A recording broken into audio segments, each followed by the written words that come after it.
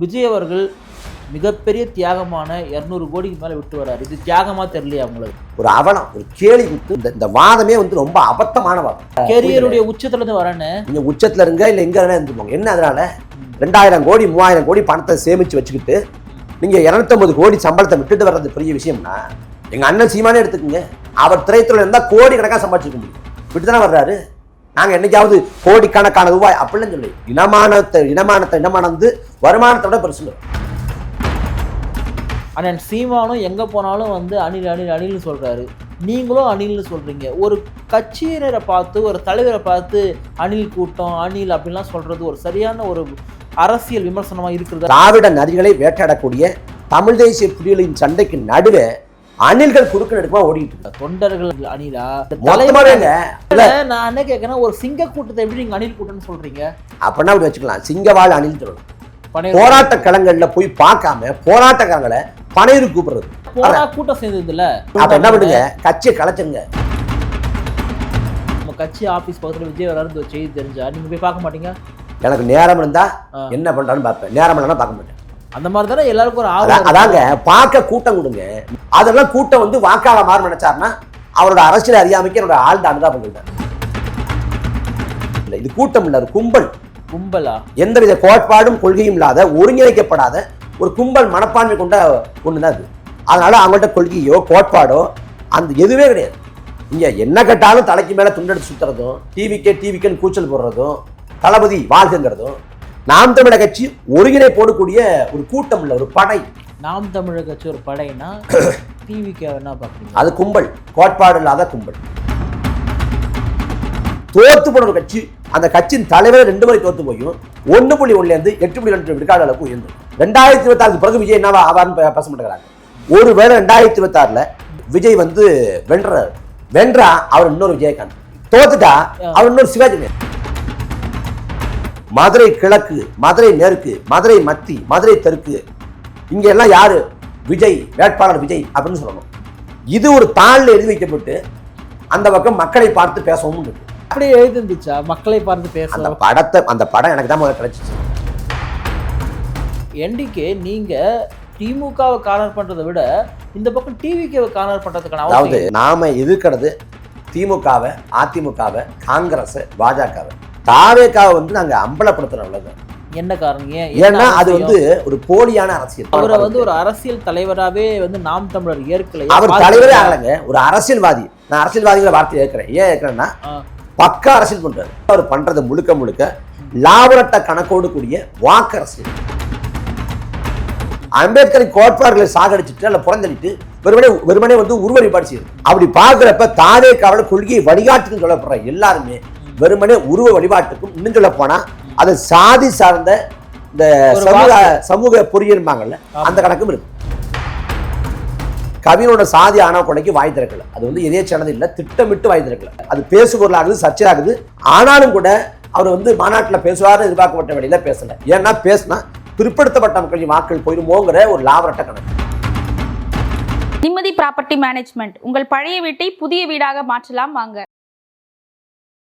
Voice of Tamil Nadu பார்வையாளர்களுக்கு வணக்கம். இன்றைய சிறப்பு நேர்காணலில் நம்முடன் இணைந்திருப்பவர் நாம் தமிழ் கட்சியினுடைய மாநில நிர்வாகி திரு இடும்பாவனம் கார்த்தி அவர்கள். ஆனால் வணக்கம். வணக்கம்.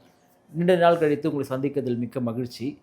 குறிப்பாக 2026 சட்டமன்ற தேர்தலுக்காக எல்லா கட்சிகளுமே வேலைகளை வந்து இன்னும் தொடங்கிட்டாங்களான்னு தெரியல. ஆனால் நாம் தமிழ் கட்சி வேட்பாளரே வந்து அறிவிக்க தொடங்கிட்டீங்க. அந்த வகையில் வேதாரண்யம் தொகுதியில் நீங்களே வந்து போட்டியிடுறீங்க. முதல்ல உங்களுக்கு வந்து வாழ்த்துக்கள். வேதாரண்யம் தொகுதியினுடைய கள நிலவரம் எப்படி இருக்கு? வேதாரண்யம் தொகுதியை பொறுத்த வரைக்கும் கிராமப்புறங்களை உள்ளடக்கியது தான். 54 கிராமங்கள் இருக்குது, ஊராட்சிகள் இருக்குது. பிரதான தொழில் வந்து விவசாயம். ஆனால் விவசாயம் எனக்கு நலிவுற்று இருக்குது. அங்கே இருக்கக்கூடிய இளைஞர்கள் வந்து வெளிநாட்டுக்கு போய் வேலைவாய்ப்பு பார்த்தா தான் பொருளீட்ட முடியும், வாழ்க்கையை ஓட்ட முடியுங்கிற நிலைமை இருக்குது. அதே போல் வந்து மீன்பிடி தொழிலும் அங்கே பிரதானமாக இருக்குது. இந்த தொகுதி முழுமைக்கும் நீர் தட்டுப்பாடு பெரிய அளவில் இருக்குது. மணக்கொள்ளையால் கடல் நீர் உள்ளே புகுந்து நிலத்தடி நீர்மட்டம் வந்து கீழே போய் அது உப்பு நீராக மாறி இப்போ தண்ணீருக்கே தட்டுப்பாடுங்கிற ஒரு அவலங்கள் இருக்குது. அப்படி தீர்க்கப்படாத சிக்கல்கள் இருக்குது. அங்கே வேலைவாய்ப்பு அதுக்கான வாய்ப்பு ஒன்றும் இல்லை. அப்போ அதுதான் அங்கே பிரதான இதாக இருக்குது. மக்கள் மத்தியில் அங்கே போகிறப்ப பெரிய அளவிலான வரவேற்பும் பெரிய அளவிலான நேர்மறையான அந்த மதிப்பீடுகள் நாம் தமிழர் கட்சி கொடுத்தான நேர்மறையான மதிப்பீடுகளும் இருக்குது. அதனால் களத்தில் நம்பிக்கையோடு போகிறோம். திரு ஓஎஸ் மணியன் அவர்கள் தான் அங்கே வந்து இன்னைக்கு சட்டமன்ற உறுப்பினராக இருக்கார். அவர் வந்து அதிமுகவை சார்ந்தவர். திமுகவை மீது மக்களுக்கு ஒரு அதிருப்தி இருந்தால் கூட அங்கே வாக்களிக்கக்கூடிய மக்களுக்கு திமுக மேலே தானே இருக்கும். அங்கே இருக்கக்கூடிய ஓஎஸ் மணியன் மேலே இருக்காது இல்லையா? இல்லை, ஓஎஸ் மணியன் வந்து கடந்த காலத்தில் வந்து அமைச்சராக இருந்தார். கஜா புயல் 2017-18 நினைக்கிறேன். அந்த காலகட்டத்தில் கஜா புயல் ஏற்படுது. கஜா புயலில் பெரிய அளவில் இந்த காவிரி படுகை குறிப்பாக வேதாரண்யம் உள்ளிட்ட பகுதியில் வந்து பாதிப்படையுது. அந்த சமயத்தில் அதிமுக அரசு கண்டுகொள்ளலை, பெரிய அளவில் உதாசீனப்படுத்தினாங்க. அப்போ வந்து மக்கள் போராடினாங்க, நிவாரணம் கிடைக்கலன்னு போராடின மக்கள் மீது காவல்துறை ஏவி விட்டு வழக்கு போட்டு செயல்படுத்தியது ஓஎஸ் மணியனோட அதிகாரம் தான். அதனால மக்கள் மத்தியில் கடந்த காலத்தில் அங்கே இருந்த வேதரத்னம்னு ஐயா, இப்போ ஐயா ஓஎஸ் மணியன், 2 பேரும் மேலேயும் மக்களுக்கு அதிருப்தி இருக்கு. ஐயா வேதரத்னம் வந்து 3 முறை சட்டமன்ற உறுப்பினர் இருந்திருக்காங்க. ஐயா ஓஎஸ் மணியன் 2 முறை சட்டமன்ற உறுப்பினர், அது 5 ஆண்டு காலம் வந்து அமைச்சர். அவங்க அப்படி இருந்து கூட அந்த தொகுதிக்கு பெருசாக ஒன்றும் செய்யலைங்கிற மனக்குறையும் அதிருப்தி வெளிப்படுது. அதனால மக்கள் மாற்றத்துக்காக வாக்கு செலுத்துவாங்க அப்படின்னு நம்புகிறோம். அது உங்களுடைய சொந்த தொகுதி வருதா? பக்கத்து தொகுதி. பக்கத்து தொகுதி. இப்போ இந்த 2026 தேர்தல் களம் என்னதான் நீங்கள் திமுக மேலே பல அதிருப்திகள் பல விமர்சனங்கள் வைத்தாலுமே கூட பெரும்பாலான கருத்து கணிப்பு திமுக தாங்க கண்டிப்பாக ஜெயிச்சிடும். அப்படி இப்படி நிறைய குறைகள் இருக்கலாம், ஆனால் ஜெயிக்கிறதுன்றது உறுதி அப்படின்ற மாதிரி தான் சொல்லப்படுது. எப்படி பார்க்குறீங்க? இதெல்லாம் கருத்து கணிப்புங்கிறத விட கருத்து உருவாக்கங்கள்னு பார்க்கலாம். ஏன்னா 2024 பார்லமெண்ட் தேர்தலுக்கு முன்னாடி ஆப்கி பார் சார்சோ பார் அப்படிங்கிற முழக்கத்தை வந்து தொடர்ச்சியாக பாஜக வச்சுது. அது என்னன்னா 400 தொகுதிகளுக்கு மேலே வந்து பாஜக வெற்றி பெறும், பாஜகவோட வெற்றி எளிது அப்படி தான் தொடர்ச்சியாக பண்ணாங்க. ஆனால் 2024 பார்லமெண்ட் தேர்தல் முடிவில் அந்த வாக்கு எண்ணிக்கையும் போது தொடக்க சுற்றில் நரேந்திர மோடி பின்னடைவு அப்படின்னு வந்துச்சு. அதே போல் வந்து அறுதி பெரும்பான்மையை பெறாமல் பாஜக தடுமாறும்னு யாருமே எதிர்பார்க்கல. அத்தனை கருத்து கணிப்புகளும் பாஜக அமோக வெற்றி பெறும், அறுதி பெரும்பான்மையை பெறும் தான் சொன்னிச்சு. ஆனால் கடைசியில் வந்து அறுதி பெரும்பான்மை இல்லாமல் சந்திரபாபு நாயுடு நிதிஷ்குமாரோட தயவில் இன்னைக்கு ஆட்சி ஓடிட்டு இருக்கு. அதே போல இங்கே ஒரு கருத்துவாக்கம் செய்யப்படுது. என்ன கருத்துவாக்கம்னா 200 இடங்களில் வெற்றி பெறுவோம் அப்படின்னு ஐயா ஸ்டாலின் சொல்றாங்க.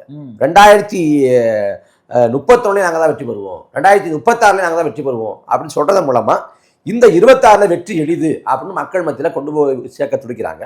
அதுக்கு இந்த இது போன்ற கருத்து கணிப்புகள் மூலமாக மக்கள் மனநிலையை வந்து கட்டமைக்கலாம் அப்படின்னு நினைக்கிறாங்க.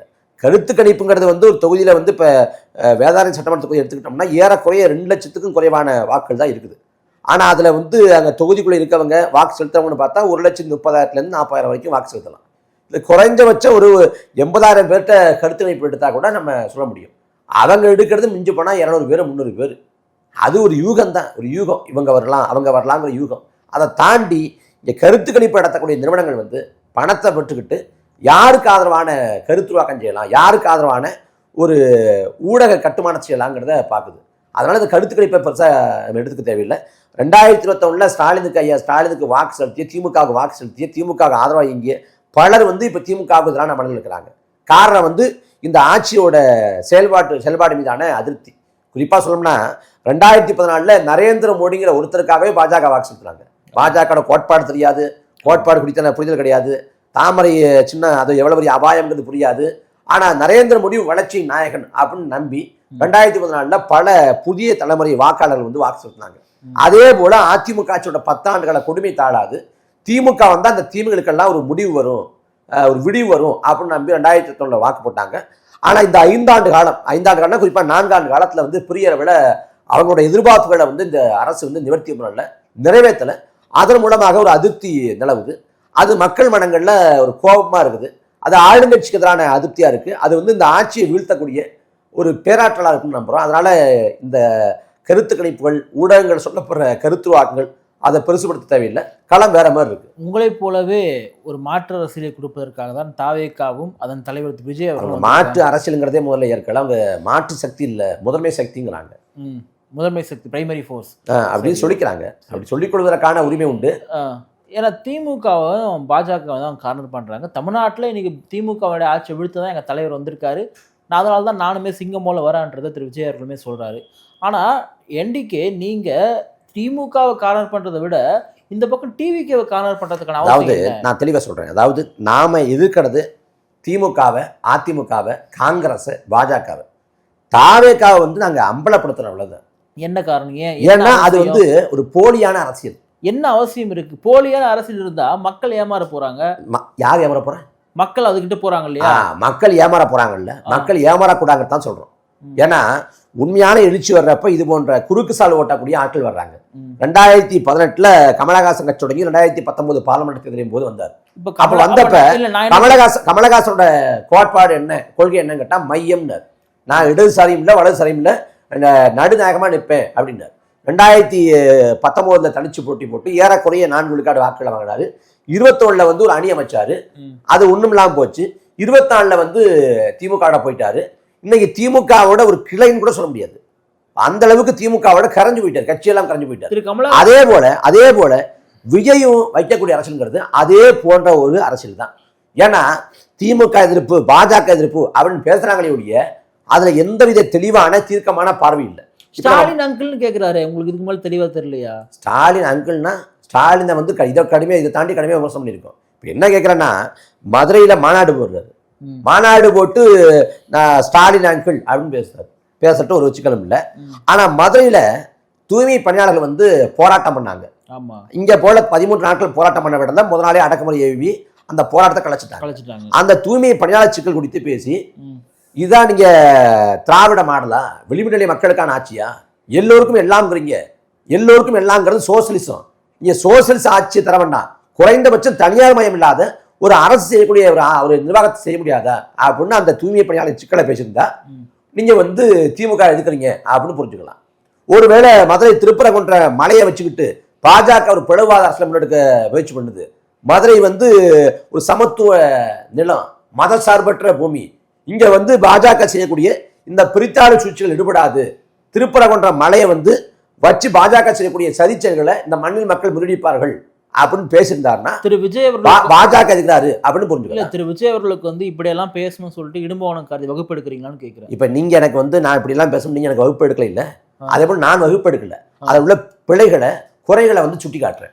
அந்த பேச்சுங்கிறது அது பாஜக எதிர்ப்போ திமுக எதிர்ப்போ இல்லை. இன்னும் சொல்ல போனா ஒரு படத்துல வந்து ஒரு காட்சி அப்படின்னா இந்த இடத்துல இந்த காட்சி வந்து இந்த காட்சியில் இந்த வசனம் வரும், இந்த இடத்துல இந்த காட்சியில வந்து இந்த வசனத்தை இவ்வாறு உச்சரிக்கணும், இவ்வாறு ஆவேசப்படணும், இவ்வாறு வந்து ஏற்ற இறக்கமா பேசணும் அப்படின்னு எழுதி கொடுப்பது போல எழுதி கொடுக்கப்பட்ட வசனங்களையும் எழுதி கொடுக்கப்பட்ட அந்த அந்த திரைக்கதையும் மேல நடிச்சு காமிச்சுக்கார ஒழிய அதை தாண்டி அந்த பேச்சுல என்ன தெளிவான அவரை வந்து ஒரு அரசியல் தலைவராகவே வந்து நாம் தமிழர் ஏற்கலை. அவர் தலைவரே ஆகலைங்க, ஒரு அரசியல்வாதி. நான் அரசியல்வாதிங்கிற வார்த்தையை ஏற்கிறேன். ஏன் ஏற்கிறேன்னா பக்கா அரசியல் பண்றாரு. எந்த அரசியல்னா சித்தாந்த அரசியலோ செயல் அரசியலோ மக்களுக்கான கள அரசியலோ ஒரு தொலைநோக்கு பார்வையிடக்கூடிய அரசியலோ இல்லை. முழுக்க முழுக்க அவர் பண்றது முழுக்க லாபரட்ட கணக்கோடு கூடிய வாக்கரசியல், முழுக்க வாக்கரசியல் தான். இல்ல 5 கொள்கை தலைவர்கள் வச்சிருக்காங்க, இதுக்கு மேல அதை நான் பல தடவை பட்டியல் சொல்லிட்டேன். 5 கொள்கை தலைவர் எடுத்துக்குவோம். பெரியார் ஈவரா, அண்ணல் அம்பேத்கர், காமராசர், அஞ்சலி அம்மாள், வேலுநாச்சியார். இங்க வேலுநாச்சியார்ல வருவோம். வேலுநாச்சியார் எந்த கோட்பாட்டை வைத்தார்கள், எந்த கோட்பாட்டை ஏற்றுக்கொண்டார்கள்? வேலுநாச்சியார் வந்து இந்த தேர்தல் அமைப்பு முறை இருந்த மக்களாட்சியில் வாழல, அவங்க மன்னராட்சியில் வாழ்ந்தாங்க. அப்ப அவங்க கிட்ட இந்த கோட்பாடு எடுத்துக்க போறீங்க? இல்ல எனக்கு வர முடிச்சிடறேன். அதுல வந்து மண்ணின் விடுதலைக்கு பாடுபடுவது, அந்நிய ஆதிக்கத்திலிருந்து விடுபடுவது, அதுதான் கொள்கை, அதுதான் கோட்பாடு. அதைத்தான் நான் வந்து வேலுநாச்சியார் எடுத்துக்கிறேன். அப்படின்னா இந்த ஓரத்துல ஐயா ஈவரா இருக்காங்க, அவங்க பிரிட்டிஷ் ஆட்சியை தொடரணும்னாங்க, இந்தியா விடுதலை பெற்ற நாள கருப்பு நாள்னாங்க. அப்ப அது பொருத்தப்பாடு இல்லையே. இங்க காமராசர் தனியா ஒரு கோட்பாடை வைக்கல, அஞ்சலி அம்மாள் கோட்பாடை வைக்கல, அவங்க ஏற்றுக்கொண்ட கோட்பாடு காந்திய கோட்பாடு. காந்திய கோட்பாடும் ஈவராவின் கோட்பாடும் ஒண்ணுக்கு முரணானது. அப்புறம் அண்ணல் அம்பேத்கர் சொல்றீங்க, அண்ணல் அம்பேத்கர் சொல்ற நீங்க மேடையில தீண்டாமை ஒழிப்புங்கிறீங்க. தீண்டாமை ஏறக்குறைய ஒழிஞ்சிருச்சு. ஏறக்குறைய தமிழ்நாட்டில் தீண்டாமை இல்ல, இரட்டை குளம்பரை கூட அங்கங்க சில இடங்கள் கிளம்பி ஒழிய ஏறக்குறைய ஒழிஞ்சிருச்சு. ஆனா சாதி இன்னும் இருக்கமடைஞ்சிருக்கு, இன்னும் கெட்டிப்பட்டு இருக்கு. அப்ப சாதி ஒழிப்புக்கு என்ன பண்ண போறீங்க? நான் இன்னும் சொல்றேனே, ஈவராவோட கோட்பாடுகள்ல கொள்கை நிலைப்பாடுகள் எங்களுக்கு முரண் இருக்கு. ஆனா ஈவரா பொறுத்த வரைக்கும் சாதி ஒழிப்புக்காக தான் அவர் வந்து கடவுள் மறுப்பை வந்து ஒரு வழிமுறைன்னு சொன்னார்.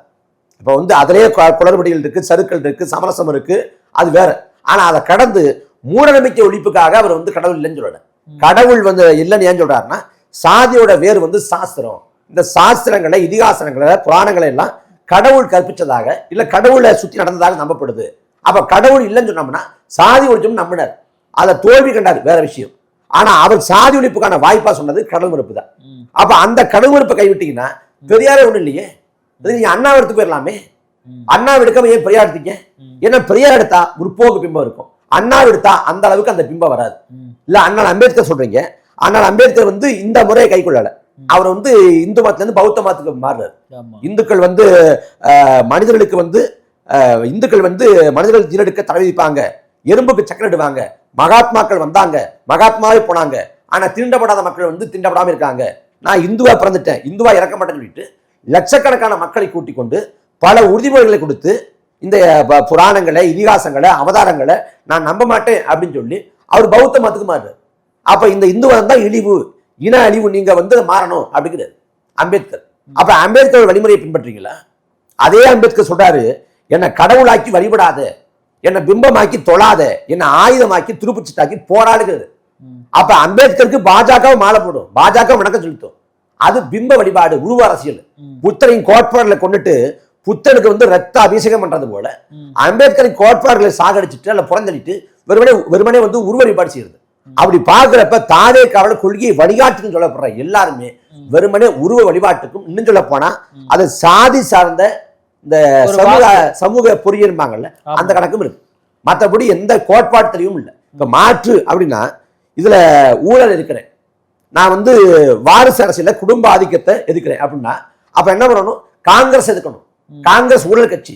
காங்கிரஸ் வந்து மன்னராட்சிக்கிறாங்கல்ல, அந்த மன்னராட்சி முறையை வந்து தொடர்ந்த ஒரு கட்சி. ஏன்னா நேரு, இந்திரா காந்தி, அப்புறம் ராஜீவ் காந்தி, அப்புறம் இறந்து போன ராஜீவ் காந்தியோட தம்பி, அப்படின்னு ஒரு ராகுல் காந்தி, பிரியங்கா காந்தி, அப்படின்னு தொடர்ச்சியா போகுது. அப்ப அந்த வாரிசு அரசியல அந்த குடும்ப ஆதிக்கத்தை பேச மாட்டார். ஊழல் ஒழிப்புனா இப்ப அதிமுக ஊழல்வாத கட்சி தான். இன்னும் சொல்ல போனா சட்டத்தின்படி ஊழலால நிரூபிக்கப்பட்ட தண்டனை குற்றவாளி அம்மையார் ஜெயலலிதா. அப்ப அதை பேச மாட்டேன் அப்படின்னா இது எப்படி சரியா இருக்கும்? இல்ல அவர் வந்து ஒரு தேர்தல் கணக்கு தான் வேலை செய்ய முடியும். இன்னைக்கு திமுக தான் ஆட்சி இருக்கு, அந்த திமுக நாளைக்கு திமுக ஆட்சி இருக்கு, ஆளுங்கட்சியும் எதிர்கட்சி சேர்ந்ததுதான் அரசாங்கம். இல்ல என்ன சொல்றாங்கன்னா எதிர்கட்சியா இருக்கக்கூடிய என்ன சொல்றாங்கன்னா இப்ப அதாவது வெறும் கரண்டியை வச்சுட்டு இருக்கோம், எப்படி வேணா ஆட்டுவான், ஆனா கரண்டில வந்து சோறு குழம்பு வச்சுட்டு இருக்கோம், பக்குவமா தான் ஆட்டணும் அப்படின்னு சொல்லுவாங்க. யார் சொல்றது? ஒரு பழமொழின்னு இருக்கு, அண்ணா சொன்னாதான் சொல்லுவாங்க. அண்ணா சொல்றதா சொல்றாங்க.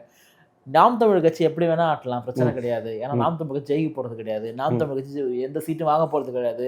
ஆனா விஜய் என்று முதலமைச்சர் ஆக போறவரு அவர் கொஞ்சம் பக்குவமா தான் செயல்பட முடியும் சொல்றாங்க. இது என்ன சொல்றேன்னு தெரியல எனக்கு. அதாவது இது வந்து திமுக சொல்லுவாங்க, வெறும் கையை வச்சிருக்கவங்க எப்படி வேணா ஆட்டலாம், என்ன கரண்டி இருக்கவங்க பார்த்தா ஆட்டணும் அப்படின்னு. அப்ப கடந்த காலத்துல நீங்க எப்படி ஆட்டினீங்க எதிர்கட்சியா இருக்கிறப்ப? விஜய் அவர்களா? திமுக சொல்றேன். இவர் ஜெயிக்க போறாரு அப்படின்னா அந்த மனக்கோட்டையை கட்டலாம், கற்பனை செய்து கொள்வதற்கும் கனவு காணுவதற்கும் எல்லாருக்கும் உரிமை உண்டு. விஜயை பொறுத்த வரைக்கும் அவருக்கு வந்து ஒரு தெளிவான தீர்க்கமான பார்வை இல்லை. ஒரு கோட்பாட்டின் அடிப்படையில், ஒரு கொள்கை நிலைப்பாட்டின் அடிப்படையில் அவர் எதையும் செயல்படலை. அவர் முழுக்க வாக்கரசியல் லாப நட்ட கணக்கு. உதாரணத்துக்கு சொல்லணும்னா கவினோட சாதி ஆணவ கொலைக்கு வாய் திறக்கல, அது வந்து எதேச்சானது இல்லை, திட்டமிட்டு வாய் திறக்கல. இன்னும் சொல்ல போனா எடப்பாடி பழனிசாமி சாதி ஆணவ கொலை தனிச்சட்டம் வேணும்னு கேட்கப்படுறது இல்லை, கேட்கிறவரும் இல்லை. அந்த எடப்பாடி பழனிசாமி கவின் சாதி ஆணவ கொலை கண்டிச்சு ஒரு அறிக்கை கொடுத்தாரு. எப்பன்னா ராத்திரி 10:30 மணிக்கு மேல 10:30 மணிக்கு மேல கொடுத்தா தொலைக்காட்சிகள்ல செய்தி ஆகாது, இந்த அச்சூடங்களையும் பரிசீலிக்க மாட்டாங்க. அப்ப வந்து கடமைக்கு கொடுத்த மாதிரி ஆச்சு, செய்தியும் போய் சேராங்கிறதா கொடுத்துட்டாரு. இதுல விஜயை பொறுத்த வரைக்கும் ஆதவர்ஜினா வந்து ஒரு அறிக்கை கொடுத்தாரு. ஆதவர்ஜினா வந்து விஜயோட கட்சி இல்லாம வாய்ஸ் ஆஃப் கமெண்ட்ல இருந்தாலும் கொடுத்துருப்பாரு. அப்ப விஜய் பேசுற அளவுக்கு முக்கியத்துவம் வாய்ந்த சிக்கல் அது. அவர் வாய் திறக்கவே இல்லை, அது பேசுபொருளாகுது, சர்ச்சையாகுது. ஆனாலும் கூட அவர் வந்து மாநாட்டில் பேசுவார்னு எதிர்பார்க்கப்பட்ட வழியில பேசல. ஏன்னா பேசினா பிற்படுத்தப்பட்ட மக்களின் வாக்கள் போயிருமோங்கிற ஒரு லாபரட்ட கணக்கு. இங்க கமலஹாசன் சொல்றாரு, இவர் தமிழ் தேசம் திராவிடம் கண்கள் சொல்றாருல்ல, கமலஹாசன் வந்து கன்னடம் தமிழ்ல இருந்து பிரிஞ்சு போன மொழி அப்படின்னு சொல்றப்ப இல்ல தமிழுக்கும் கன்னடத்துக்கு சம்மந்தம் இல்லை, கன்னடம் தமிழ்ல இருந்து பிரிஞ்சு போன மொழி இல்லைன்னு சொல்லிட்டு இவங்க சொல்ற சோகால்டு திராவிட மொழி குடும்பம்ங்கிற உறவை வந்து கர்நாடகாவில் அறுத்தறிஞ்சு பேசினப்ப கமலஹாசனோட படம் வெளியாகுதுன்னு அச்சுறுத்தல் எடுத்தப்ப ஏன் வாய் திறக்கல அப்படின்னு கேட்டா அதுக்கு ஒரே காரணம், வாய் திறந்தா 25 கோடி தொழில் வர்த்தகம் இருக்கு விஜய்க்கு கர்நாடகாவில், அது பாதிப்படையும் ஜனநாயகம் படத்துக்கு. அதே போல இந்த மாநாட்டுல வந்து கச்சத்தீவை பேசுறாரு, கச்சத்தீவை பேசுங்க பிரச்சனை இல்லை. மதுரை மக்களோட, மதுரை தேனி விருதுநகர் போன்ற மக்களோட வாழ்வியலோடு தொடர்புடையது முல்லை பெரியாற்று நதிநீர் சிக்கல். அதோட நீர்மட்டத்தை உயர்த்தணும், முல்லை பெரியாற்றான வந்து பாதுகாப்பா இருக்குது, அந்த முல்லை பெரியாற்றானோட நீர்மட்டத்தை உயர்த்தி அந்த உரிமையை நிலைநிறுத்துங்க அப்படின்னு விஜய் ஏன் பேசலாம்னா, பேசினா கேரளாவில் பட ஓடாது. இல்லைன்னா இப்படி வர்றேன். இப்படி அதிமுக வந்து பாஜக கூட்டணி வச்சதை பேசாரே ஒழிய அதே சமயத்துல அதிமுகங்கிற கட்சியை பேசல, கட்சி குறித்தான மதிப்பீட்டை பேசல. அதிமுக ஆட்சி ஊழல் ஆட்சினோ, அதிமுக கடந்த காலத்தை கொடுத்த ஆட்சி கொடுங்கோல் ஆட்சினோ அவங்க பேசல. இன்னும் சொல்ல போனா எம்ஜிஆர் ஆட்சியை புனிதப்படுத்தினாங்க. எம்ஜிஆர் ஆட்சி வந்து ஊழல் ஆட்சி, எம்ஜிஆரே வந்து ஒரு பாசிஸ்ட் தான், மாற்று கருத்து இல்ல. ஆனா சொல்றீங்களா? ஆமா, எம்ஜிஆர் பாசிஸ்ட் தான், சர்வாதிகாரி. நிச்சயமா கொடுங்கோல் ஆட்சி கொடுத்தவர் தான். எம்ஜிஆரை பொறுத்த வரைக்கும் அவர் வந்து ஈழத்துக்கு உதவி பண்ணாரு, தலைவருக்கு வந்து உறுதுணையா இருந்தாரு. அந்த பங்களிப்பை நம்ம நன்றி பெருக்கோடு நினைவு கூர்றோம். அதை வரலாற்றுல வந்து நம்ம மறக்கிறதுக்கு இல்லை. ஆனா அவர் என்ன ஆட்சி கொடுத்தாரு அப்படின்னா, திரைப்படங்கள்ல வந்து மீனவர்களை பத்தி பாட்டு பாடியிருக்காரு. தரை மீது பறக்க வைத்தான், தண்ணீர்ல மிதக்க வைத்தான் அப்படின்னு பாட்டு பாடியிருக்காரு. ஆனா அவர் ஆட்சி காலத்துல மீனவர்கள் மேல துப்பாக்கி சூடு, கடவுளனு முதலாளி கண்டெடுத்த தொழிலாளி அப்படின்னு பாட்டு பாடியிருக்காரு. ஆனா அவர் ஆட்சி காலத்துல விவசாயிகள் மேல வந்து துப்பாக்கி சூடு, தாய் இல்லாமல் நான் இல்லை அப்படின்னு பாட்டு பாடியிருக்காரு. ஆனா அவர் ஆட்சி காலத்துல தாயின் மேல பண்ண சத்தியத்தை மீறி மதுபான கடையை திறந்து விடுறாரு. நல்ல பேரை வாங்க வேண்டும் பிள்ளைகளே அப்படின்னு பாட்டு பாடியிருக்காரு. ஆனா அவர் ஆட்சியில வந்து அந்த சாராய வியாபாரிகளை, கல்வி தந்தைகளை அவர் தான் மாத்துறாரு. இப்படி அவர் ஆட்சி சொல்ல போனா அவர் வந்து திராவிட இயக்க அரசியலோட சீரழிவுன்னே சொல்லுவாங்க. ஏன் அப்படின்னா அவர் பெரியாரோட கோட்பாடுகளையும் பின்பற்றல, அண்ணாவோட கோட்பாடுகளையும் பின்பற்றல. பெரியாரை பொறுத்த வரைக்கும் பார்ப்பனர் அல்லாத கட்சி தான் திராவிட கழகம். அதோட நீச்சி பார்ப்பனர் அல்லாத அமைச்சரவை. இவங்க பார்ப்பனர் வந்து கட்சியை சேர்ப்பாங்க, அமைச்சரவை சேர்க்க மாட்டாங்க. காமராசர் பார்ப்பனர் அல்லாத அமைச்சரவை அமைச்சர் கூட ஈவரா வந்து வரவேற்றார். ஆனா முதல்ல அதை தகர்த்து ஹண்டேங்கிற பார்ப்பனரை வந்து அமைச்சராக்கினது எம்ஜிஆர். இல்ல நமக்கு மாற்று கருத்துக்குன்னு வைங்களேன். ஏன்னா பார்ப்பனரை அமைச்சரவை சேர்க்கறது வந்து ஒரு குற்றம் கிடையாது. அமைச்சரவை சேர்க்கிறதோ அவங்களுக்கான பிரதித்துவம் வழங்குறதோ அது ஒன்று குற்றம் கிடையாது. அவங்களை மொத்தமா புறந்தள்ள தேவையில்லை. அவங்களுக்கு ஒரு பிரதித்துவம் வழங்கலாம். இன்னும் சொல்ல போனா முதல் வகுப்பாரி பிரதித்துவத்துல அரசாணையில பார்ப்பனர்களுக்கு இடஒதுக்கீடு கொடுக்கப்பட்டிருக்கு. அப்ப அதுல வந்து அவர் முரண்படுறாரு, ஈவரோட கோட்பாடுல முரண்படுறாரு. அண்ணா வந்து திராவிட நாடு கொள்கையை கைவிட்ட பிறகு மாபோசியோட மாநில சுயாட்சி எடுத்துக்கிறார். மாபோசி முன்வைத்த மாநில சுயாட்சி வர, அண்ணா முன்வைத்த மாநில சுயாட்சி வர, அண்ணா முன்வைத்த மாநில சுயாட்சி ஒரு வரையறைக்கு உட்பட்டது. அந்த மாநில சுயாட்சி வந்து அண்ணாவோட உயிரில் வதைக்கப்பட்டுச்சு. அதுக்கு மாறாக எமர்ஜென்சி மாநில சுயாட்சிக்கான எமர்ஜென்சி ஆதரிச்சவர் வந்து எம்ஜிஆர். அதே போல கருணாநிதி வந்து மாநில சுயாட்சிக்காக சட்டமன்றத்தில் தீர்மானம் கொண்டு வந்தப்ப அதை ஆதரிக்க மறுத்தவர் எம்ஜிஆர். இப்ப இந்த எம்ஜிஆர் சொல்ல வரேன்னா, இந்த எம்ஜிஆரை வந்து இவங்க புனிதப்படுத்துறாங்க. அதே வேளையில இப்ப அண்மை காலங்கள்ல ஜெயலலிதாவையும் புனிதப்படுத்த நடக்குது. ஜெயலலிதா புனிதப்படுத்துறாங்க. அப்ப அதிமுக தொண்டர்கள் வந்து அப்படி கட்டுறவங்க அப்பாவிங்கிறாங்க. ஏன் அதிமுக தொண்டர் மட்டும் சொல்றீங்க? இத்தனை கட்சி இருக்கிறப்ப அதிமுக சொல்றீங்க. காரணம் வந்து கடந்த காலத்துல அதிமுகவோட கூட்டணிக்கு போகலாம் அப்படின்னு திட்டமிட்டு அதிமுக விமர்சிக்காம கடந்து வந்தாங்க. இந்த முறை அதிமுக கூட்டணிக்கு போக முடியாது, ஏன்னா பாஜக இருக்கு, அவ போனோம்னா ஒட்டுமொத்தமா சரிக்கிறோம். அப்ப என்ன பண்ணலாம்? அதிமுக தொண்டர்களை தன்மையப்படுத்தலாம்.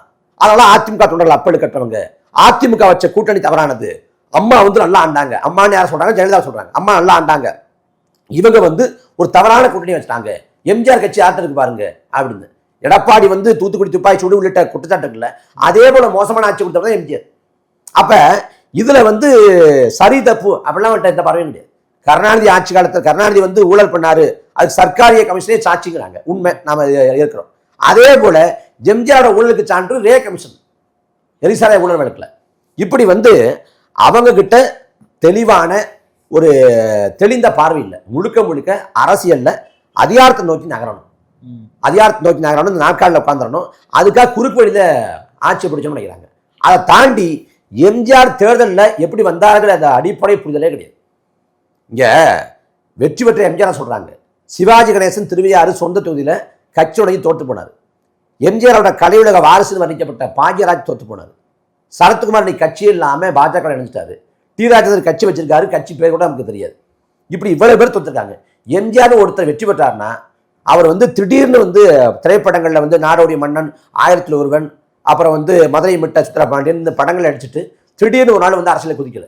தொடக்கத்திலே காங்கிரஸ்ல இருந்தாரு. அப்புறம் வந்து அண்ணாவின் கோட்பாடுகளை இருக்கப்பட்டு திமுகவுக்கு போறாரு. திமுகவோட பரப்புரையாளராக பரப்புரை செய்யாரு. அதன் விளைவாக சட்டமன்ற உறுப்பினர் ஆக்கப்படுறாரு. சட்டமன்ற மேலை உறுப்பினர் 2 முறை ஆக்கப்படுறாரு. சிறு சேமிப்பு துணைத்தவராகிறாரு. அப்புறம் வந்து 1956 திராவிட நாடு கட்டுறதுக்காக இந்த திராவிட தலைவர்களை வந்து நான்சென்ஸ் நேரு வர்ணிச்சதுக்காக நேருக்கு எதிராக கருப்புடி கட்ட முயற்சி பண்ணாரு. அதன் விளைவாக எம்ஜிஆர் எஸ்எஸ்ஆரும் சிறையில் முதல் வகுப்புல இந்த சென்னை மத்திய சிறையில் அன்னைக்கு இருந்த மத்திய சிறையில் அடைக்கப்படுறாங்க. 1965 மொழிப்போரில் பங்கு கொள்றாரு. பொருளாளர் இருக்கிறப்ப கருணாநிதிக்கும் எம்ஜிஆருக்கு முரண்பாடு ஏற்பட்டு இவர் கட்சி விட்டு வெளியேற்றப்படுறாரு. அப்படி வெளியேற்றப்படுறப்ப அவர் வந்து சட்டமன்ற உறுப்பினராக இருந்த எம்ஜிஆர் அவர் கட்சி தொடங்கி 5 ஆண்டுகளாக ஆட்சி பிடிச்சாரு. ஆட்சியை பிடிச்சப்ப கூட ஒரு பெரிய எண்ணிக்கையில் ஆட்சி பிடிக்கல, 144 தான். 3 ஆண்டு காலத்துல ஆட்சி கலைக்கப்படுது. 80ல் ஆட்சி கலைக்கப்பட்ட பிறகும் அவர் 200 எண்ணிக்கையை தொடரல, 162 தான். அந்த எம்ஜிஆர் 1980 பார்லமெண்ட் தேர்தலில் பிற்படுத்தப்பட்ட மக்களுக்கான இடஒதுக்கீட்டில் வந்து அந்த 9000 ரூபாங்கிற உச்சவரம்பை கொண்டு வந்ததால தோத்து போறாரு. கோபிச்செட்டிப்பாளையம் சிவகாசி தான் வெற்றி பெறாரு. ஒட்டுமொத்த தமிழ்நாடு புதுச்சேரி உள்ளிட்ட 40 இடங்கள்ல 38 இடம் தோத்து போறாரு. அப்புறம் அந்த நிலைப்பாட்டை மாற்றிக்கிட்டு இடஒதுக்கீட்டோட அளவை வந்து 31லேருந்து 50 விழுக்காடாக உயர்த்தாரு.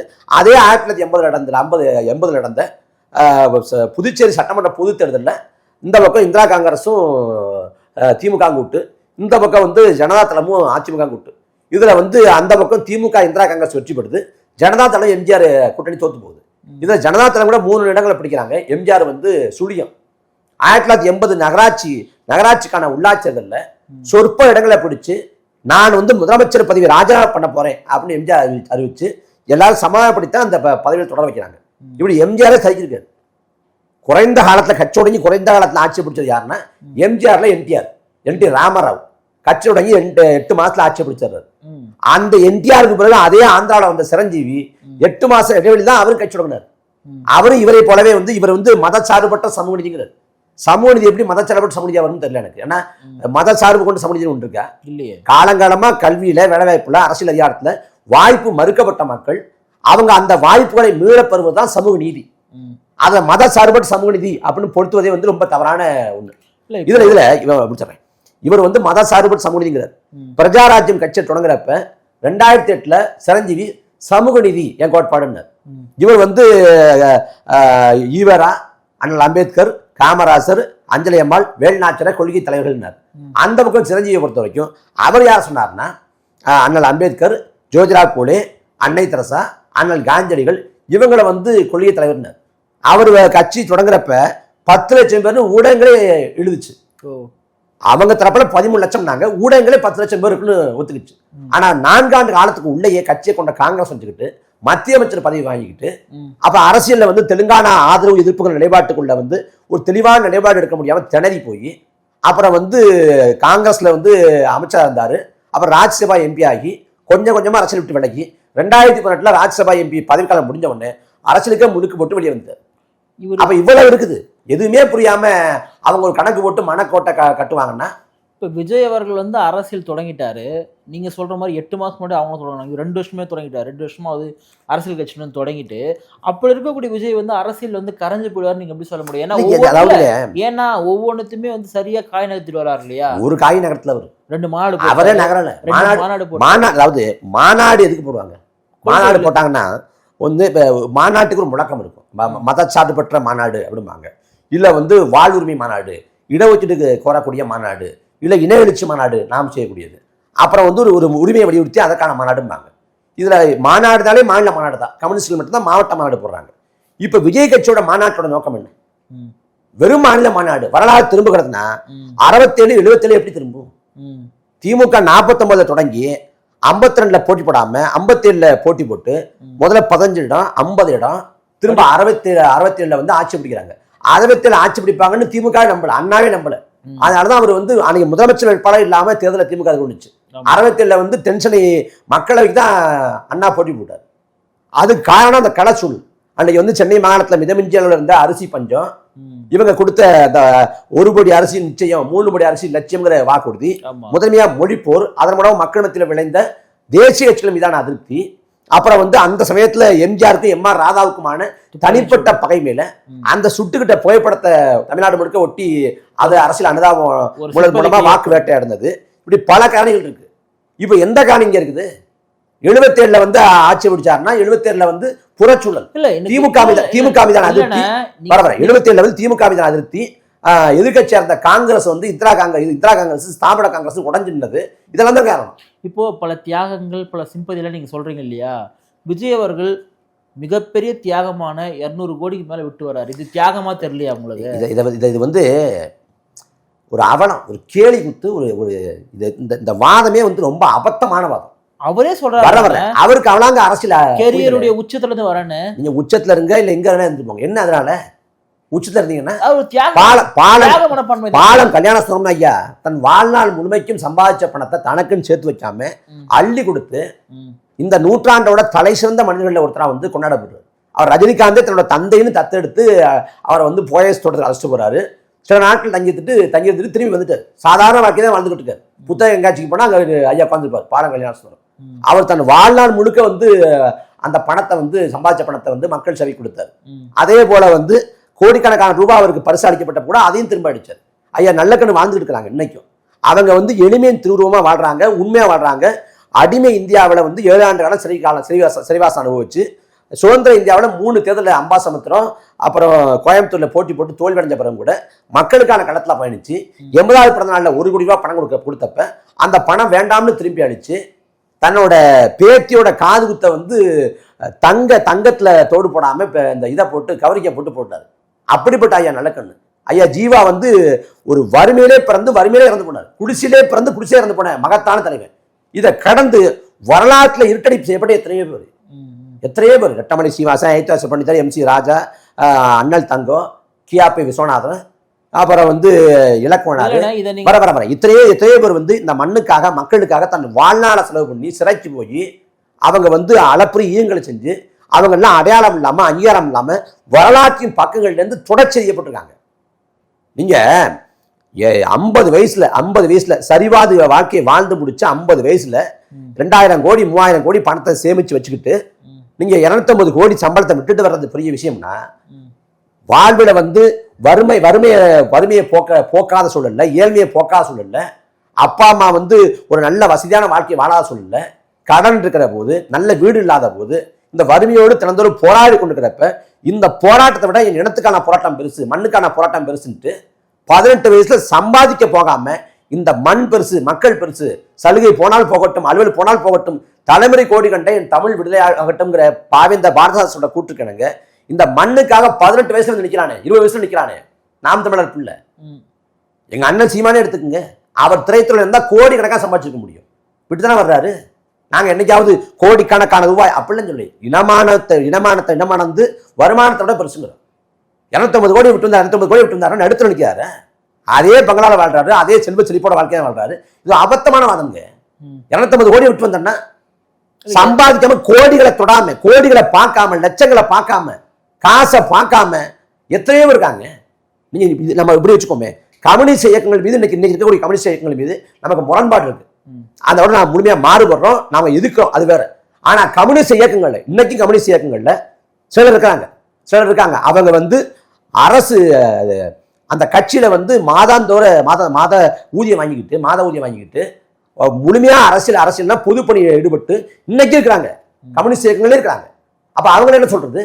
இவர் தியாகியா பார்க்கல நீங்க? என்னங்க தியாகி? செந்தில் பாலாஜி தியாகின்ற மாதிரி இவர் தியாகி அப்படின்னா தியாகி பென்ஷன் வாங்கிட்டு போக வேண்டியது வேற என்ன? இதெல்லாம் கேடி குத்துங்க. இதெல்லாம் ஒரு அபத்தமா ஒரு வாதமா வைக்கிறாங்க பாருங்க. 250 கோடி விட்டு இருந்தாரு, 250 கோடி விட்டு இருந்தாரு, தூக்கி மக்களுக்காக கொடுத்தாரு. இப்போ நான் உங்களுடைய காணொலிகள் பேச்சுகள் நிறைய பார்க்கும் பொழுது அண்ணன் சீமானும் எங்கே போனாலும் வந்து அணில்னு சொல்கிறாரு, நீங்களும் அணில்னு சொல்கிறீங்க. ஒரு கட்சியினரை பார்த்து, ஒரு தலைவரை பார்த்து அணில் கூட்டம், அணில் அப்படின்லாம் சொல்கிறது ஒரு சரியான ஒரு அரசியல் விமர்சனமாக இருக்கிறதா? அவங்க வந்து நம்ம மனிதருங்கிறதுல நமக்கு சந்தேகம் இல்லை. அவங்க அணில் சொல்கிறோம்னா ஓமைதான். நம்ம திராவிட நரிகள்ங்கிறோம். திராவிட நரிகள். இந்த சண்டை தமிழ் தேசிய புலிகளுக்கும் திராவிட நரிகளுக்குமான சண்டை. அந்த சண்டை அணில்கள் கிட்ட திராவிட நரிகளை வேட்டையாடக்கூடிய தமிழ் தேசிய புலிகளின் சண்டைக்கு நடுவே அணில்கள் குறுக்கு நடுக்குமா ஓடிட்டு இருக்கு. இப்போ தொண்டர்கள் அணிலா இல்ல தலைவரங்க? நான் வந்து ஜெயலலிதாவுக்கு அணிலா இருந்ததுல நான் என்ன கேட்கறேன், ஒரு சிங்க கூட்டத்தை எப்படி நீங்க அணில் கூட்டம்னு சொல்றீங்க? அப்படின்னா அப்படி வச்சுக்கலாம். சிங்கவாள் அணில் சொல்லலாம். சிங்கவாள் குரங்கு இருக்குல்ல, ஆமா, அந்த மாதிரி சிங்கவாள் அணில் சொல்லலாம். அப்படி என்ன வாதம் முதல்ல? அதாவது களத்துக்கு வரமாட்டேங்கிறாருங்கிற விமர்சனம் வந்து இன்னைக்கு இவர் மேல மட்டும் இல்ல, கமலஹாசன் மீது வைக்கப்பட்டுச்சு. கமலஹாசன் மீது களத்துக்கு வரமாட்டேங்கிறாரு, ட்விட்டர் அரசியல் பண்றாரு அப்படின்னு விமர்சனம் வைக்கப்பட்டுச்சு. ஆனா இவர் வந்து களத்துக்கு வரலங்கிறத தாண்டி இதை தாண்டி ஒரு அபத்தத்தை பண்ணாரு. போராட்ட களங்கள்ல போய் பார்க்காம போராட்டக்காரங்களை பனையூர் கூப்பிடுறது, வெள்ளத்தால பாதிக்கப்பட்ட கூட்டம் சேர்ந்ததுல நீங்களே பாத்தீங்க. எப்படி மேல ஏறி என்ன பண்ணுங்க, கட்சியை கலைச்சுங்க. நீங்க பரப்புரையும் கிளம்புனீங்கன்னா ஒரு நடிகர்னு பார்க்க கூட்டம் வரும். நீங்க வந்து மாநாடு போடுறப்ப தேசிய நெடுஞ்சாலையில தேவையில்லாத போக்குவரத்து நெரிசல் வருது. நீங்க ரோட் ஷோ பண்றீங்க. எதுக்கு ரோட் ஷோ பண்றீங்க? ரோட் ஷோ பண்ற இடமா அது? அப்படிலாம் போக்குவரத்து நெரிசல் ஆகலையா? ஏன் எல்லாரும் தானே பண்றாங்க. திரு மோடி அவர்கள் வரும், அதாவது அவங்க பண்றாங்க. அவங்க வந்து அதாவது நான் வந்தா கூட்டம் கூடியும் கரைஞ்சிடுவேன். இந்த அபத்தமான சிறுவழித்தனம்ல கரைஞ்சிங்கன்னு சொல்றீங்க. நான் என்ன சொல்றேன், போராட்ட களங்களுக்கு இப்ப வந்து இந்த இதை எடுத்துக்கலேன். இல்ல நான் மூச்சு முடிச்சிடறேன். தூய்மை பணியாளர் போராட்டத்துக்கு வலதுசாரி இயக்கங்கள் கூட, வலதுசாரி செயல்பாட்டுல கூட களத்துக்கு தான் வந்து போனாங்க, களத்துக்கு தான் பார்த்துட்டு போனாங்க. ஆனா இவர் வந்து நான் பெரியார் ஈவாரா, அண்ணல் அம்பேத்கர், காமராசர் அப்படின்னு சொல்லிவிட்டு களத்துக்கே போக மாட்டேன், வெள்ளத்தால பாதிக்கப்பட்ட ஆள் வச்சு வாகனம் வச்சு ஆட்களை அழைச்சு கொண்டாந்து வச்சு அவங்களுக்கு நிவாரணம் கொடுப்பேன் அப்படின்னா, தமிழ்நாடு அரசியல் வந்து எத்தனையோ வினோதமான காட்சிகளை பார்த்துருக்கு. ஆனா இது போன்ற அபத்தமான காட்சிகளை பார்த்தது இல்லை. அப்ப களத்து மக்களோட செல், மக்களோட வாழ், மக்களிடம் வந்து திட்டமிடு, மக்களிடம் வந்து கற்றுக்கொள் அப்படின்னு அண்ணாவோட கூற்று அப்படின்னு சொல்லிவிட்டு நான் மக்கள்கிட்ட போக மாட்டேன்னா இது என்ன மாதிரி வாதம்? இப்போ என்ன மாதிரி அரசியல் இது? நம்ம கட்சி ஆபீஸ் பக்கத்துல விஜய் வராது ஒரு செய்தி தெரிஞ்சா நீங்க போய் பார்க்க மாட்டீங்க? எனக்கு நேரம் இருந்தா என்ன பண்றான்னு பார்ப்பேன், நேரம் இல்லைன்னா பார்க்க மாட்டேன். அந்த மாதிரி தானே எல்லாருக்கும் ஒரு ஆர்வம். அதாங்க பார்க்க கூட்டம் கொடுங்க. நடிகை ஏங்க நடிகை போய் இன்ஸ்டாகிராம்ல இந்த தர்பூசணியை வச்சுக்கிட்டு ஒருத்தர் பண்றாருல, அவர் வந்தாலும் பார்ப்பேன், குரலி வித்தை காட்டினாலும் பார்ப்பேன். மக்களுக்கு வந்து இது வந்து இந்த சமூகம் வந்து நுகர்வு கலாச்சாரத்துல ஊறி போன ஒரு சமூகம். இன்னும் சொல்ல போனா பொழுதுபோக்குல கேளிக்கையில நாட்டம் கொண்ட ஒரு சமூகம். இங்க வந்து அரசியல் விழிப்புணர்வோ போர்க்குணமோ போராட்ட உணர்வோ மங்கி போச்சு. அப்ப எந்த கேளிக்கை நடந்தாலும் பார்ப்பேன். தொலைக்காட்சிகளை வந்து நம்ம பேசுறோம், மிஞ்சி போனா நான் வந்து ஒரு 50-60 தொலைக்காட்சி வாரத்தில் பங்கெடுப்பேன், மிஞ்சி போனா அவ்வளவுதான் இருக்கும். அதே போல வந்து இப்போ யூடியூப்ல நீங்க பேசுறீங்க, நான் பேசுறேன். நம்மள யூடியூப்ல பார்த்த அந்த கனோடியா பார்த்த யாராவது ஒருத்தர் நேரில் பார்க்குறப்ப உங்களை யூடியூப்ல பார்த்துருக்கேன் அப்படின்னு ஒரு சின்ன ஒரு பிரமிப்பு இருக்கும். அப்ப நாம எப்பயோ ஒரு தடவை தொலைக்காட்சி காட்டுற நமக்கு எப்படின்னா 30 ஆண்டுகளா திரைப்படத்தை நடிச்சு தினந்தோறும் தொலைக்காட்சியில பார்த்து அங்க திரையரங்களை பார்த்த ஒருத்தர் வந்து நிஜத்துல பாக்குறப்ப ஒரு மனித மனத்துல வந்து ஒரு பிரமிப்பு, சந்தோஷம். நீங்க திராவிட கழகத்தோட பெரியார் திடலுக்கு வந்து மாலை போட வர்றாரு விஜய். வர்றப்ப அங்க இருக்கக்கூடிய திமுக தொண்டர் வந்து அப்படியே அலைபேசி எடுத்து படம் எடுக்கிறாரு. அவர் சட்டையில வந்து திமுக போட்டுருக்கு, அந்த அலைபேசிலையும் பின்புறம் வந்து ஸ்டாலின் முத்திர இருக்கு. அவர் யாருக்கு ஓட்டு போடுவாருன்னு கேட்டா அவர் திமுக தான் ஓட்டு போடுவார். ஆனா விஜய பார்த்தோம்னா ஒரு பிரமிப்பு, விஜயோட படம் எடுக்கிற ஒரு அவ்வளவுதான். அதுதான் அதெல்லாம் கூட்டம் வந்து வாக்காள மாறு நினைச்சாருன்னா அவரோட அரசியல் அறியாமைக்கு என்னோட ஆழ்ந்த அனுதாபங்கள் தான். இத்தனை லட்சம் இளைஞர்கள் ஒரு இடத்துல கூடுறாங்க. இன்னைக்கு எனக்கு தெரிஞ்சு ஏதோ ஒரு ட்விட்டர்ல வந்து இந்தியாவிலே அதிகமாக தேடப்பட்ட 3வது நபரா இருக்காரு, மிகப்பெரிய ஒரு செலிபிரிட்டியா இருக்காரு. இது எதுவுமே வாக்கா மாறாதா? நீங்க சொல்லக்கூடிய தத்துவம், கருத்தியல், சித்தாந்தம் எதுவுமே இல்ல, ஓட்டு வாக்காக மாறும்னா அங்க வந்த கூட்டத்துல எத்தனை பேருக்கு வாக்கு இருக்கோ அவங்க வந்து வாக்கு செலுத்தலாம். இல்ல நீங்க சொல்றதை பார்த்தா 18 வயசு கீழே பசங்க வந்து இருக்காங்க, வந்துருக்காங்க. ஆமா, அதாவதுங்க இது விஜய் தமிழக வெற்றி கழகம் கட்சி தொடங்கி இந்த மாநாடு போட்டா மட்டும் இல்ல, இது வந்து ரசிகர்கள் சந்திப்பு, ஃபேன்ஸ் மீட் அப்படின்னு வச்சு இதே போல கூட்டம் கொட்டினா கூட்டம் வரும். அஜித்குமார் நாளைக்கு அஜித்குமார் வந்து ரசிகர்கள் சந்திக்க போறேன், மதுரையில வந்து திறந்த வெளியில் சந்திச்சு நான் உரையாட போறேன், என் மனசுல கொட்ட போறேன் அப்படின்னு அவர் சொன்னாலோ, சூர்யா சொன்னாலோ, சிவகார்த்திகேயன் சொன்னாலோ நடிகரை பார்க்க கூட்டம் போடுவேன், நயன்தாரா வந்தா கூட்டம் போடுவேன். அதனால கூட்டம் எல்லாம் வாக்காக மாறாது. இது கூட்டம்னு சொல்றது கூட சரியான மதிப்பீடு இல்லை. இது கூட்டம் இல்ல, ஒரு கும்பலா எந்தவித கோட்பாடும் கொள்கையும் இல்லாத ஒருங்கிணைக்கப்படாத ஒரு கும்பல் மனப்பான்மை கொண்ட ஒண்ணுதான் அது. அதனால அவங்கள்ட்ட கொள்கையோ கோட்பாடோ அந்த எதுவே கிடையாது. நீங்க என்ன கேட்டாலும் தலைக்கு மேல துண்டெடுத்து சுத்துறதும், டிவிக்கேன்னு கூச்சல் போடுறதும், தளபதி வாழ்கிறதும், சுயமரியாதை தன்மானம் அப்படிலாம் பேசிய தலைவர்களை வந்து நீங்க வந்து கொள்கையை தலைவராக வச்சுக்கிட்டு விஜய்னு அந்த கட்சியில பேர் சொல்றானா யாராவது? தளபதி என்னது ஏன் பேரை சொன்ன என்ன? நீங்க சீமான் அண்ணன் சீமான் சொல்றேன், உறவுமுறை சொல்றோம். நான் அண்ணன் சீமான் சொல்றேன், அண்ணன் சீமான் சொல்றேன். எங்களுக்கு ஒண்ணும் இல்லையே. நாங்க வந்து வாழ்க அப்படின்னு யாருக்கு முழக்கம் போடுறோம்? எங்கள் தலைவர் பிரபாகருக்கு வாழ்கன்னு சொல்றோம், தமிழ்தாய் வாழ்கன்னு சொல்றோம். எங்க அண்ணன் சீமானுக்கு வந்து வாழ்கன்னு முழக்கம் போட்டிருக்கோமா? இல்ல வந்து தனிநபர் துதி பாடிருக்கோமா, இவரை போல உண்டா அப்படின்னு மிகையா பேசியிருக்கோமா? அப்படிலாம் எதுவும் கிடையாது. நாங்க வந்து துண்டு போட மாட்டோம், மாலை போட மாட்டோம். நீங்க 1,00,000 பேர் எங்க கட்சியோட மாநாடு எடுத்துங்க. 2015 திருச்சியில மாநாடு நடந்துச்சு. இப்ப மாவீர் நாள் வந்து தமிழ்நாடு முழுக்க இருக்கக்கூடிய உறவுகள் வரக்கூடிய நிகழ்வு. அதே போல மே 18 இனப்படுகொலை நாள், அதையொட்டி நடக்கக்கூடிய இனெழுச்சி பொதுக்கூட்டத்தில் தமிழ்நாடு முழுக்க இருக்கக்கூடிய உறவுகள் வருவாங்க. நான் இதே உதாரணமா காட்டுறேன். மாவீர் நாள் அன்னைக்கு வந்து 6 மணிக்கு எல்லா நிகழ்ச்சிகளும் கடைசியா முடிஞ்சிருச்சு. 6 மணி நிகழ்ச்சி முடிஞ்சிருச்சு. 6:10 மாவீரர் சுடரை ஏற்றப்பட்டு மாவீரர் பாடல் ஒழிக்க தொடங்கும். இந்த 6லேருந்து 6:10 வரை இந்த 10 நிமிடம் இருக்கு. இந்த 10 நிமிடத்துல எந்த நிகழ்ச்சியுமே கிடையாது. அப்ப காத்திருப்போம், 6:10 6 வரைக்கும் காத்திருப்போம்னு கடிகாரத்தை பார்த்துட்டு எல்லாருமே உட்காந்துருக்கோம். அந்த சமயத்துல ஒரே ஒருத்தர் வந்து தேவையில்லாத ஒரு ஓசை, ஒரு இரைச்சல், ஒரு காட்டு கத்துனாங்களானா இல்லை. ஒட்டுமொத்த கூட்டம் வந்து நிசப்தமா இருக்கும். நீங்க இன்னைக்கு நாம் தமிழர் கட்சியோட பொதுக்கூட்டங்களை பாருங்க, அக வணக்கம் அப்படின்னா ஒட்டுமொத்த கூட்டமும் மௌனிக்கும் நிசப்தமா இருக்கும். ஒருத்தன் கூட கொச்சப்பட மாட்டேன். அகவணக்கம்னா யாரும் வந்து அலைவீச்சு எடுக்க மாட்டாங்க. அகவணக்கம்னா அப்படி நிற்பாங்க. அந்த ஒளிப்பதிவு செய்யக்கூடிய அந்த கலைஞரை தவிர்த்துட்டு எல்லாருமே கையை நீட்டி நிற்பாங்க, அகவணக்கம் நிற்பாங்க. தலைவர் பிரபாகரன்னா ஒட்டுமொத்த கூட்டமும் ஆர்ப்பரிக்கும். அப்போ வந்து நாம் தமிழர் கட்சி ஒருங்கிணை போடக்கூடிய ஒரு கூட்டம் இல்லை, ஒரு படை, அரசியல்படுத்தப்பட்ட ஒரு பெருங்கூட்டம். நாம் தமிழர் கட்சி ஒரு படைனா டிவிக்கு என்ன பார்க்குறீங்க? அது கும்பல். கும்பலா? கோட்பாடு இல்லாத கும்பல். சரி. கொள்கையற்ற அரசியல் பெரும் பாவம் அப்படின்னு அண்ணல் காந்தியடிகள் சொல்றாங்க. முதன்மை பாவமா சொல்றாரு. இந்த பாவத்தை தான் அவங்க செஞ்சுட்டு இருக்காங்க. அதுல அவங்கள அரசியல்படுத்தணும்னா முதல்ல விஜய்க்காவது அரசியல் புரிஞ்சுக்கணும்.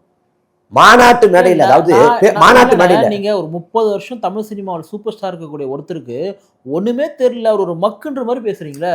நான் வந்து நல்ல திரைக்கலைஞர், எனக்கு இந்த மாற்று கருத்து இல்லை. நல்ல பொழுதுபோக்குனர், எனக்கு மாற்று கருத்து இல்லை. மக்களை மகிழ்ப்பார், எனக்கு மாற்று கருத்து இல்லை. நல்ல சிந்தனைவாதி கிடையாது, அதெல்லாம் கிடையாது. அதெல்லாம் அவர் நிரூபிக்கணும். சச்சின் டெண்டுல்கர் நல்ல சதம் போடுவாங்கிறதுனால அவரை போய் சாம்பார் வீங்க சொல்ல முடியாது, தெரியாதவன் சொல்ல முடியாது. அவர் நல்ல திரைக்கலைஞர், நல்ல தலைவரா, மக்களுக்கான போராளியா, மக்களுக்கான கள செயல்பாட்டாளரா, அப்படி எந்த உறுதிப்பாடும் இல்லை. அரசியல் படுத்துற, அதாவது அவருக்கு இந்த பொது சிக்கல் குறித்தான ஒரு பார்வை இருக்கணுங்க. இங்க பேச்சை வந்து எழுதி வச்சு படிக்கிறது வந்து நான் பெரிய குற்றமா நான் சொல்லலை. இங்க பேச்சு, அந்த பேச்சு மேடை பேச்சே வராத, இன்னும் சொல்ல போனா மேடை பேச்சு ஏற்ற இறக்கம், அந்த எதுகை மோனை ஓமைகள் சொல்லாத காமராசன் நல்ல நிர்வாகிய விளங்கியிருக்காரு. ஆனா இவருக்கு நிர்வாகத்திறன் இல்லை, இது வரைக்கும் தெரியல. அதே போல இவருக்கு வந்து மேடை பேச்சுன்னா, இப்ப மேடையில வந்து அவர் வந்து ஒரு பிரச்சனையை குறித்து ஆழமாக அறிவுபூர்வமா அந்த பிரச்சனையோட அடிநாதம், அதாவது முதல் அக்கு வரைக்கும் சொல்ல வேண்டாம், அதுக்கான தீர்வை சொல்ல வேண்டாம், பொத்தமுதோ பேசுறாரு அந்த மேடையில், அதான் பேச போறாரு. அதுல அவர் என்ன சொல்ல போறாரு? மதுரை கிழக்கு, மதுரை மேற்கு, மதுரை மத்தி, மதுரை தெற்கு, இங்க எல்லாம் யாரு? விஜய், வேட்பாளர் விஜய் அப்படின்னு சொல்லணும். இது ஒரு தாளில் எழுதி வைக்கப்பட்டு அந்த பக்கம் மக்களை பார்த்து பேசவும் இருக்கு. ஒரு திரைப்படத்துல வந்து அப்படியே எழுதிருந்துச்சா மக்களை பார்த்து பேச? அந்த படம் எனக்கு தான் முதல்ல கிடைச்சிச்சு. இந்த படம் வந்து அவங்க அதிகாரப்பூர்வமா தாவேக்கா வெளியிட்ட புகைப்படம். நான் என்னோட அலைவீச்சில் வந்து அப்படியே அது பண்ணி பார்க்குறப்ப என்னடா எழுத்து தெரியுது அப்படிங்கிறப்ப நான் தான் எடுத்து வெட்டி முதல் ட்விட்டரில் போட்டுவிட்டோன்னா இதாகுது. அதில் பார்க்குறப்ப இந்த பக்கம் மதுரை கிழக்கு, மத்தி, தெற்கு, வடக்குங்கிறப்ப வேட்பாளர் விஜய்ன்னு இருக்கு பெரிய எழுத்துல. அந்த பக்கம் மேலே வந்து மக்களை பார்த்துன்னு இருக்கு. மக்களை பார்த்து அந்த இடத்துல ஆவேசமா பேசவும். அப்ப இது என்னன்னா, நீங்க மதுரையில வந்து திருப்பரங்குன்றம், உசிலம்பட்டி, மேலூர் இந்த தொகுதியை விட்டுருங்களேன், அது மனப்பாடம் பண்ண கஷ்டமா இருக்கும். கிழக்கு, வடக்கு, தெற்கு, மேற்கு, மத்தி, இப்படியே மதுரையில 5 தொகுதி இருந்தது. இதை வந்து மனப்பாடம் பண்ண வேண்டியதில்லை, சும்மா போற பக்கம் சொல்லி போயிடல. இதை சொல்ல தெரியாம பார்த்து இப்படி பாருன்னா, நீங்க மக்கள் பிரச்சனைகளை ஒரு சாதாரணமா சொல்ல கூட தெரியலன்னா எப்படி நிர்வாகம் செய்வீங்க? அவர் கத்துக்கிட்டோன்ற நான் இப்ப எல்லாருமே வந்து கத்துக்கிட்டா வராங்க. ஏங்க இது எப்படி, ஏதாவது அடிப்படை திறனே இல்லையங்க, எப்படி நிர்வாகம் பண்ணுவீங்க? ஒரு கற்பனை வச்சுக்கோமே, விஜய் வந்து முதலமைச்சரான்னு ஒரு திரைப்படம் போல வச்சுக்குவோம். அவர் என்ன நிர்வாகம் பண்ணுவாரு? அதிகாரிலே ஆட்சி நடக்கும். தமிழ்நாட்டில் நடக்குது அதிகாரியிலே ஆட்சி. அதிகாரியிலே ஆட்சி நடந்தா அந்த ஆட்சி நல்லா ஆட்சியா இருக்குமா? இருக்காது. அதே போல வந்து நான் வந்து தாவேக்காக வாக்கு செலுத்துறேன்னு சொல்றேன்ட்டு நான் கற்பனை தான் பண்ணிக்க சொல்றேன். தமிழ்நாட்டோட நிதித்துறை அமைச்சரா பூசி ஆனந்த், கல்வித்துறை அமைச்சரா ஆதரவு கற்பனை பண்ணிக்க. உனக்கு தாவேக்காக ஓட்டு போடுற என்ன வருதான்னு பாரு. எவ்வளவு பெரிய அபத்தம் இல்லை. அதாவது கமலஹாசன் கட்சி உடஞ்சி வர்றாருங்க 18-19. கமலஹாசன் வர்றப்ப கமலஹாசனோட அந்த அவரோட அரசியல் நிலைப்பாடுகள், கோட்பாடுகள், அவருக்கு இருக்கக்கூடிய அரசியல் புரிதல் அதெல்லாம் கேள்விக்குறியானது. ஆனால் வர்றப்ப ஒரு ஆளுமிகளா மகேந்திரன், அதே போல பொன்ராஜ், பழகருப்பையா, ஞானசம்பந்தன், அப்புறம் வந்து பாரதி கிருஷ்ணகுமார், ஸ்நேகன் அப்படின்னு ஒரு அறியப்பட்ட முகங்கள் சொல்லப்படுறதை விட ஓரளவு வந்து இவங்க தனிப்பட்ட ஆற்றல்கள், இவங்க வந்து இது சார்ந்து பேசுவாங்க, இது சார்ந்த பின்பலம் கொண்டவங்க, இது சார்ந்து இயங்கக்கூடியவங்க அப்படின்னு ஒவ்வொருத்தருக்கும் முகம் இருந்துச்சு. ஐஆர்எஸ் ஆபீசர் ஒருத்தர் வந்து இருக்காரு, அருண்ராஜ். ஆமா, இந்த பக்கம் ஆதவர்ஜனா வந்து ஒரு தேர்தல் வியூகர். அப்புறம் ஆதவர்ஜன் என்ன தேர்தல் வியூக பாடு கிளிக்க போறாரு? எம்ஜிஆர் வந்து கள போராட்டம் செஞ்சாராங்க. எம்ஜிஆர் சிறைக்கு போன செய்தியே தெரியல அவருக்கு. நீ என்ன செயல்பாட்டாளர்? இந்த 67-77 போய் புகுத்துறதே ஆதவர்ஜனா. 67-77 வரலாறு என்ன? எதுவுமே தெரியாம 67-77 பிம்பிடிக்கா பிள்ளாப்பின்னு சொல்லிட்டு போயிருக்கு. அப்ப அங்க தெளிவான ஆளே கிடையாதுங்க, யாரும் தெளிவான ஆள் கிடையாது. இன்னும் சொல்ல போனா அங்க வந்து விஜய வந்து ஒரு வழிபாட்டோட உச்சமா பார்க்கறாங்க, கல்ட்டுங்கிறாங்களே, கல்ட். அப்ப இதெல்லாம் இது எப்படி பொறுத்துக்க முடியும்?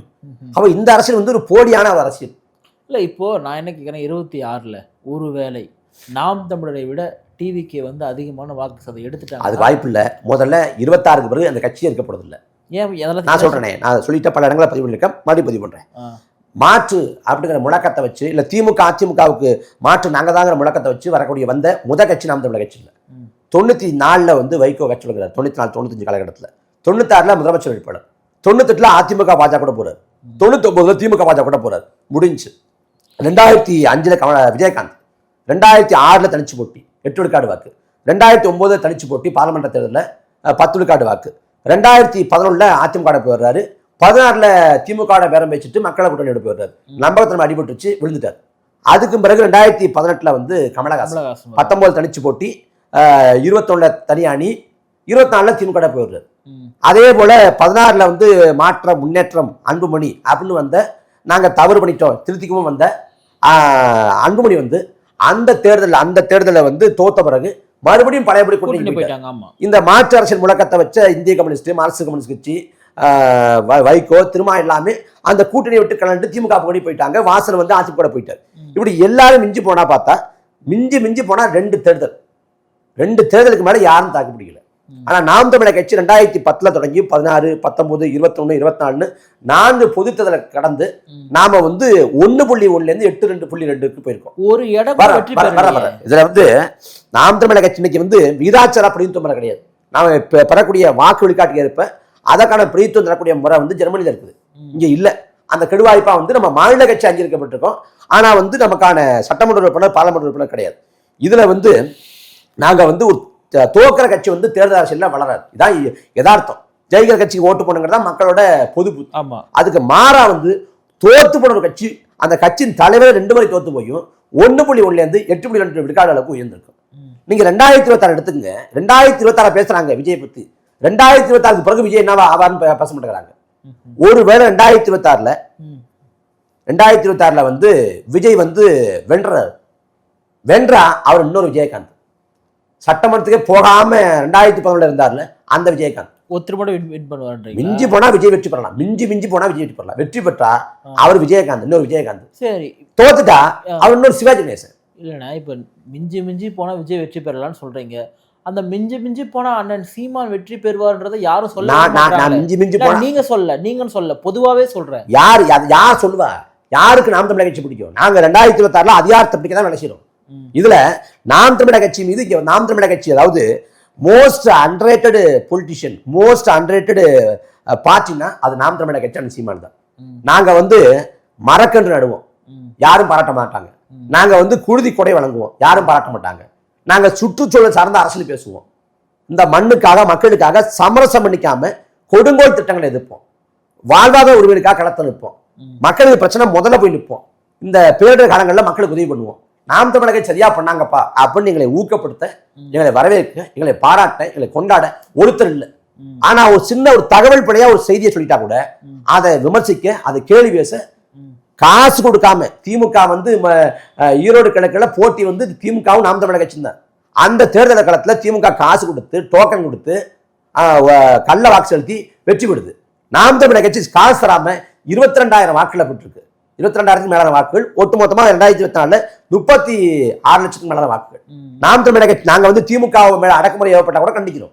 ஆனா நாம் தமிழக கட்சியுடைய விவசாய சின்னம் பறிக்கப்பட்ட போது இந்த சமூக செயல்பாட்டாளர்கள், இந்த சோகால்டு அடையாளர்கள் யார் கண்டிச்சாங்க? எங்கள் மீது என்னைய விசாரணை வச்சப்ப செந்தில் பாலாஜி ஊழல் பெருச்சாளி, ஊருக்கே தெரியும். ஊழல் பெருச்சாளி கைது பண்ணதுக்கு பொங்கல் கம்யூனிஸ்டுகள், நாம் தமிழக கட்சி நாங்க அப்ப இருக்கிற பிள்ளைகள் நாங்க வந்து எண்ணெயை விசாரணைக்கு போனப்ப, எங்க வீடுகளில் போய் எண்ணெயை சோதனை பண்ணப்ப ஒருத்தர் அடக்கமுறை கண்டிச்சாங்களா? அப்ப எங்களுக்குன்னா யாரு பேசுவா? நாம் தமிழக கட்சினா ஒவ்வாம, ஊடகங்களுக்கு நவீன தீண்டாம, அவ எங்களை பேச மாட்டாங்க. எங்களை பேசாதவங்க விஜய் பேசி அதுல வந்து அவங்க அதுல ஒரு மன திருப்தி அடைஞ்சுக்கிறது. இல்ல, பேசப்படும் பொருள் நம்ம மாணவனா பேசுவாங்க, மக்கள் பேசு பொருள் யாரு மாத்தா? காட்சி ஊடகங்கள் முதல்ல நிறுவனம், அப்புறம் தான் ஊடகம். அப்ப நிறுவனம்னா நிறுவனத்துக்கு ஒரு சார்பு நிலை இருக்கும், நிச்சயமா இருக்கும், எங்கேயாவது இடத்துல வெளிப்படும். விஜய் கிட்ட பணம் வாங்குறாங்கன்னு சொல்ல வரீங்க? பணம் வாங்குறாங்கன்னு நான் கொச்சைப்படுத்தி கூட பேச வரல, நான் இன்னும் தெளிவா சொல்றேனே. ஊடகங்கள் வந்து ஒரு வச்சிருக்காங்க, பேக்கேஜ் அப்படின்னு வச்சிருக்காங்க, தொகுப்பூதியம்ங்கிற மாதிரி வச்சிருக்காங்க. அதுக்கு வந்து இவ்வளவு ரூபா பணம் கட்டிட்டா காலை முதல் இரவு வரைக்கும் விஜய் குறித்தான நிகழ்ச்சிகள் போகும். விஜயோட நேர்மறையான செய்திகள் எல்லாம் அதை திரும்ப ஒளிபரப்பு செய்யப்படும். விஜய் குறித்து தொலைக்காட்சியில் விவாதம் நடத்தப்படும். விஜய் குறித்து இவங்களே காணொலிய பின்னணி குரல்ல உருவாக்கி இவங்களே வெளியிடுவாங்க. 4 நாட்கள் தொலைக்காட்சியில் விஜய் பற்றி விவாதிக்க என்ன இருக்குது? விஜய் வந்து இந்த பொது இதுல வந்து பொது அரசியலுக்கு வந்து அந்த பொது வாழ்க்கை வந்து விஜய் பேசுறதை விட 100 மடங்கு 1000 மடங்கு ஊடகங்கள் பேசியிருக்கு, விவாதிச்சு 3 நிமிஷம் தான் ஆர்ப்பாட்டத்திலே பேசுறாரு. ஆனா 1 மணி நேரம் அதை பத்தி விவாதம். நாம் தமிழக கட்சி சித்திரமுறை பேசியிருக்கோம். நாம் தமிழக கட்சி ஆடு மாடுகளை மாநாடு பிற்போக்கத்தனம் இல்லை, மேய்ச்சல் உரிமை, மேய்ச்சல் நிலம் வேணும் அப்படிங்கிறோம். அதை பேசினாங்களா? கல்லுக்கு ஏன் தடன்னு கேட்கிறோம், அதை பேசினாங்களா? சுற்றுச்சூழல் சார்ந்த அரசியல் பேசுறோம், அதை யாரும் அங்கீகரிக்கலையே. அப்ப நாம் தமிழக கட்சி மீது ஒரு தீண்டாமை இருக்கு, நவீன ஊடக தீண்டாமை இருக்குது. நாம் தமிழக கட்சின்னா பல பேருக்கு ஒவ்வாமை இருக்குது. அவங்க விஜயை பேசி அவங்க அந்த பக்கம் சேர்ந்துக்கிறாங்க. அவ்வளவுதான். நம்ம இதை தாண்டி நம்ம அதிகாரத்துக்கு போறதுக்கு உழைக்கிறோம், அதிகாரத்துக்கு போவோம்னு நம்ம நம்புறோம். ஆனா நாம எத்தனை தோல்வி வந்தாலும் தாக்கு பிடிச்சு நிற்போங்கிறதுக்கான சான்றை நாங்க நிரூபிச்சு காட்டிட்டோம். ஆனா விஜய் 2026 தோத்தார்னா கதை முடிஞ்சு, தோக்கதான் போறாரு. அது வேற 2026 இருந்து 29 வரைக்கும் கூட கட்சி தாக்கு பிடிக்காது. 31 தாவேகா இன்னொரு மக்கள் மையமாக மாறிடும். இதான் நடக்க போகுது. நிகழ்ச்சியில் பங்கேற்று உங்களை பல்வேறு கருத்துக்களை பகிர்ந்தமைக்காக நன்றி.